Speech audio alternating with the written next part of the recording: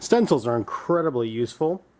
You can buy, of course, stencils from an art supply store, but it's oftentimes more useful to make your own. You can see this stencil is just simply made from craft paper with a pattern drawn out and then covered with packing tape. And then you can see through the packing tape and you can cut out your lines with an X-Acto knife, cut out on something soft like a piece of rigid insulation or even some newspaper in a pinch to save your blade. It'll make it a little easier to go out.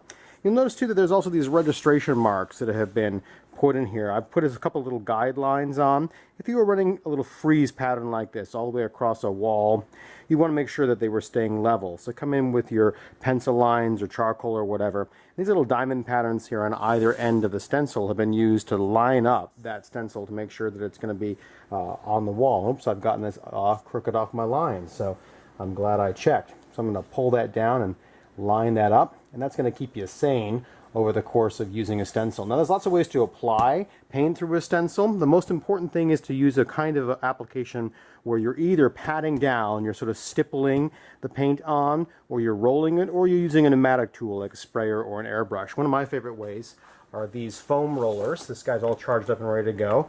And I'm just going to come along here and run this foam roller right across this stencil. You see the paint is fairly dry. You don't want the paint to be super drippy when you do this because you don't want a lot of paint to get on the underside of your stencil. And probably not a brush technique. This is probably something you're going to do with a sponge, a sea sponge, a synthetic sponge, a foam roller like this, or like I say, some kind of air tool to get that stencil on there. So I'm going to pull the stencil back so you can see underneath here. We've got that nice little pattern. Oh, had a little bit of bleed there. Pressed a little too hard. That's something that can happen. Also want to show you the back side of this. Paint's a little thin, and that's something you got to be really careful of. You want to flip these stencils over, and you want to make sure that they are nice and dry on the other side. Throw them under a fan while you're getting ready to make the next impression, or have a couple of stencils in play so that one can keep on going while you're working with the first one. I'm going to slide this guy out of the way here, and we're going to grab this little fleur-de-lis, and I'm just going to use a little sea sponge with a little reciprocative pattern here.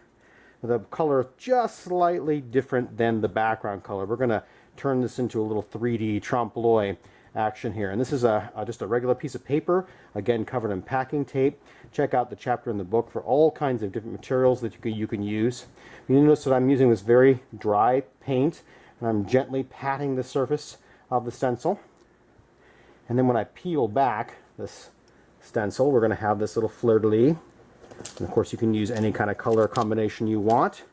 And there's a little impression. Then you pick up the stencil and you move it somewhere else, and you can repeat these. Even a little paper stencil like this, covered in plastic, will last you many impressions.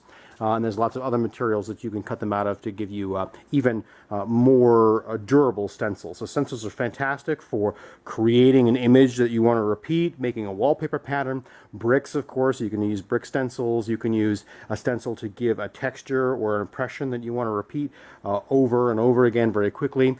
Infinite uses, and it's really pretty basic and simple to use.